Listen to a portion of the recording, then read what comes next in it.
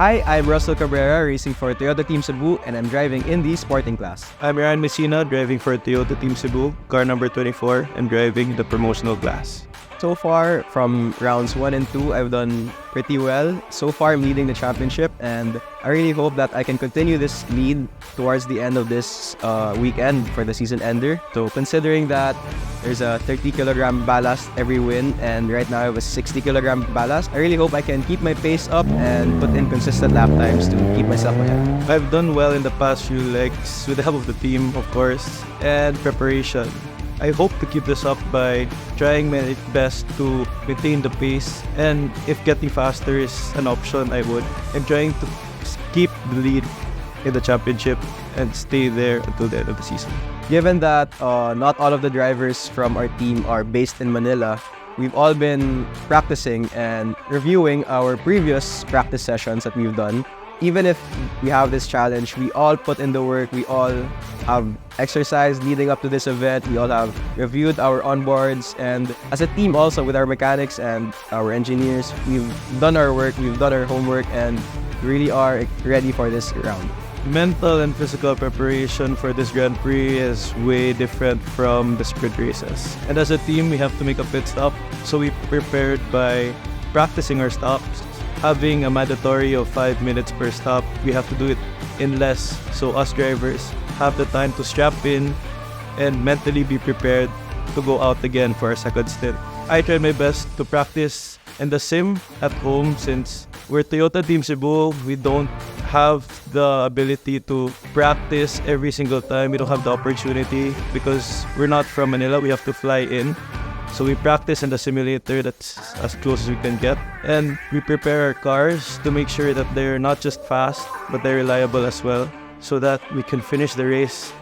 So it's not just me, but with everyone in the team, since it's a Grand Prix and there's a required pit stop, everyone has their own strategy, even the mechanics, even all of us drivers. We have to work together so that all of us can get a good result. So we've all been doing our practice pit stops. We've all practiced around the track countless times throughout this week, and you've done the work. So we're really looking forward to a good result. So one of the major challenges in the Grand Prix is, I think it's starting around 3 in the afternoon, where it may not be as hot, but the heat is still absorbed in the track. So heat is going to play a really big role for us drivers, because after a 30-minute race, we're exhausted. And imagine after a 1 hour, 30-minute race, times 3 the distance of what would we usually do. So we practice, we do cardio, and also for our teammates that we help ourselves with the communication we have and make sure we pit in time and do the pit stops as fast as we could and ensure that we get our second stint as fast as possible.